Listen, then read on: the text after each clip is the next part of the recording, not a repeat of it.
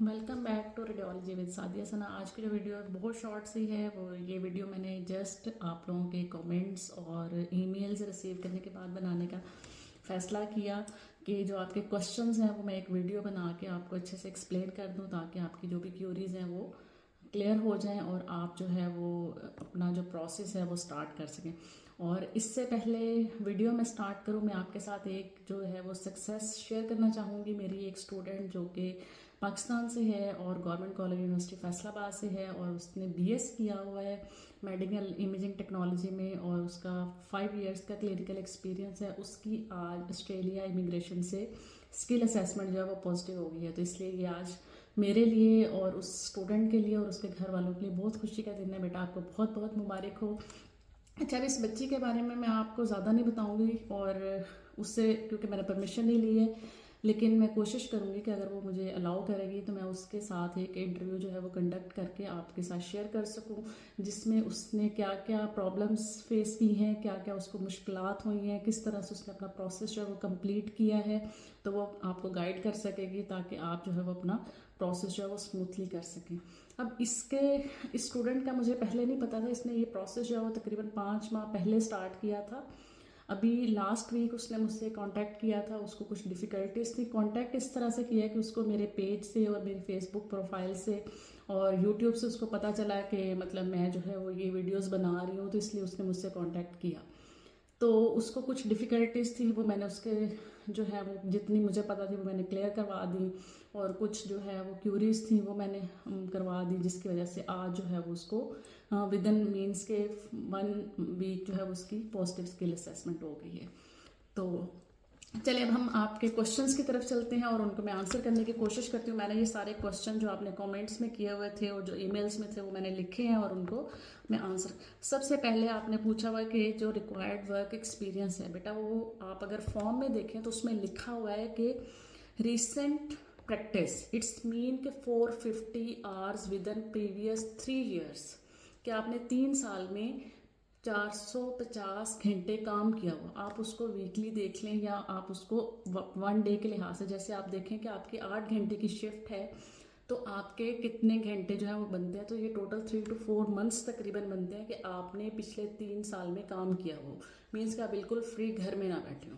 अच्छा, और दूसरी बात यह है कि कुछ स्टूडेंट्स ऐसे हैं जिनका अभी ग्रेजुएशन को 1 ईयर हुआ है या 2 ईयर हुआ है, तो उन पे ये रूल जो है वो अप्लाई नहीं होता है। वो फिर दूसरे वाला कॉलम जो है वो उससे ऊपर वाला जो कॉलम है वो उसको टिक करेंगे। उसका फिर ये है कि अगर उनके पिछले 1 साल या 2 साल में इतने घंटे उन्होंने काम किया हुआ है तो उनके लिए इनफ है, तो वो अप्लाई कर सकते हैं।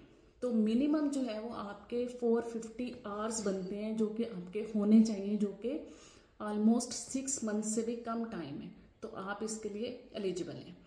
अच्छा, उसके बाद फिर है योर डिग्री इन प्रीवियस। अब अगर फॉर एग्जांपल आपका 2 साल का है कोई डिग्री है, या आपकी 3 साल की है, या कोई डिप्लोमा है, तो आप फिर उसके लिए एलिजिबल नहीं है। आपकी 4 इयर्स की डिग्री जो है वो चाहे मेडिकल इमेजिंग में है, चाहे अल्ट्रासाउंड में है, या radiography and imaging technology, means के डिफरेंट टाइटल नेम्स हैं, तो वो आप फिर एलिजिबल होंगे। उसके बाद फिर आ जाता है एक क्वेश्चन है इंग्लिश लैंग्वेज का। तो इसमें बेटा आइल्स के 7 बैंड्स हैं और पीटीई के 65 बैंड्स हैं। ये दोनों सेम जो है वो एप्रा के लिए भी रिक्वायर्ड है और स्किल असेसमेंट के लिए भी, और ये 2 साल के लिए वैलिड होता है कि आप एक दफ़ा ये टेस्ट देंगे और दोनों प्रोसेस जो है अपने कंप्लीट कर सकते हैं। उसके बाद फिर कुछ स्टूडेंट्स ने पूछा हुआ है कि स्टार्टिंग सैलरी, फॉर एग्जांपल आप 1 ईयर एक्सपीरियंस के साथ आ रहे हैं या 2 ईयर के साथ आ रहे हैं, या जैसे मैं खुद हूँ, मेरा ऑलमोस्ट 10 ईयर्स एक्सपीरियंस है, तो आपका जो सैलरी पैकेज लेवल है वो आपकी ये कह लें कि क्वालिफिकेशन पे, आपके एक्सपीरियंस पे, आपकी स्किल पे डिपेंड करेगा। तो जो स्टार्टिंग पैकेज है वो मैं आपको बता देती हूँ, वो कम से कम 60 to 70 80,000 जो वो स्टार्टिंग सैलरी है, जो कि 1 ईयर एक्सपीरियंस के साथ आपको मिल सकती है यहाँ पे।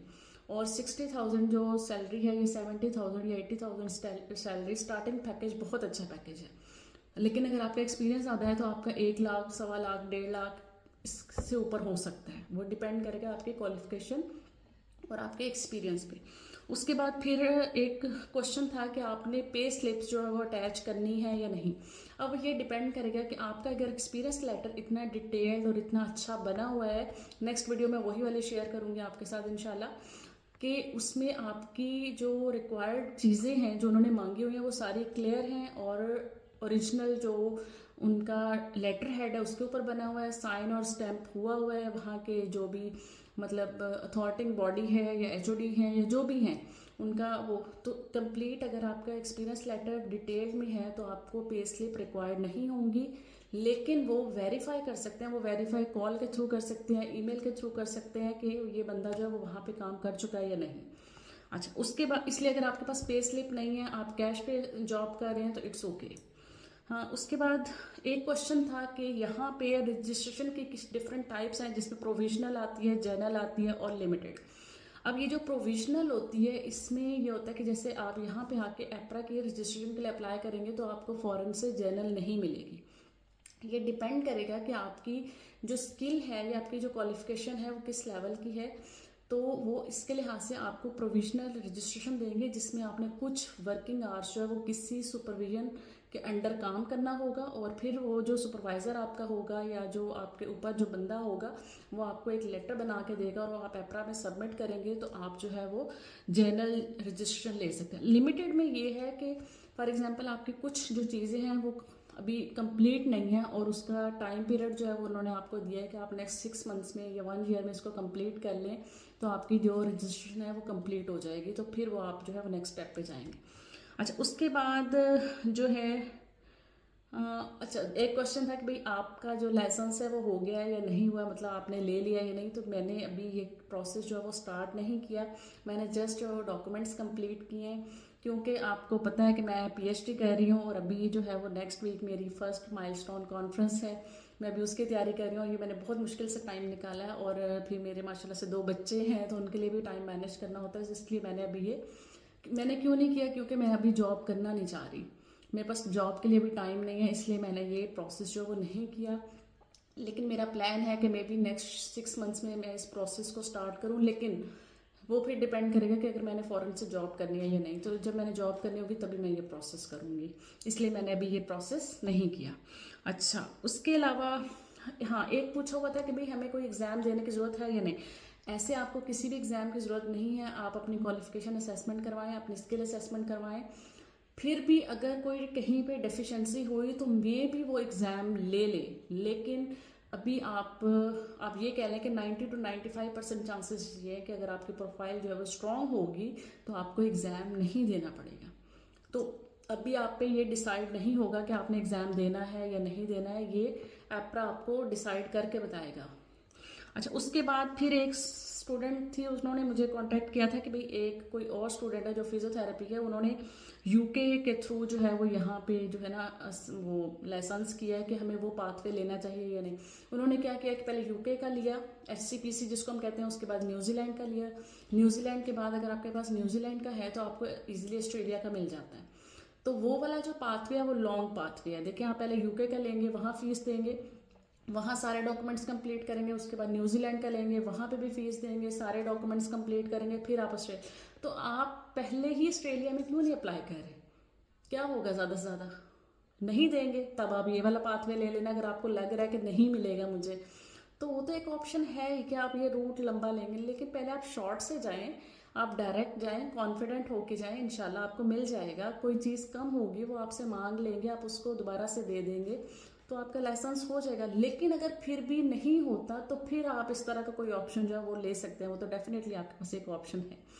तो मेरे ख्याल में आपके मैंने सारे क्वेश्चंस का आज आंसर जो है इस वीडियो में कर दिया है, और आपका बहुत सारा सबका थैंक्स। मैंने ये वीडियो इस वजह से बनाई क्योंकि आप लोगों ने मुझे माशाल्लाह से इतनी दुआएं दी और इतना अप्रिशिएट किया कि मैंने ये सारा कर रही हूँ। तो मेरे पास टाइम नहीं था, लेकिन फिर भी आपकी दुआओं और आपकी मोहब्बत की वजह से मैंने ये वीडियो दोबारा बनाने का सोचा है। तो आज के लिए इतना ही, नेक्स्ट वीडियो में मिलेंगे इंशाल्लाह। अल्लाह हाफिज़।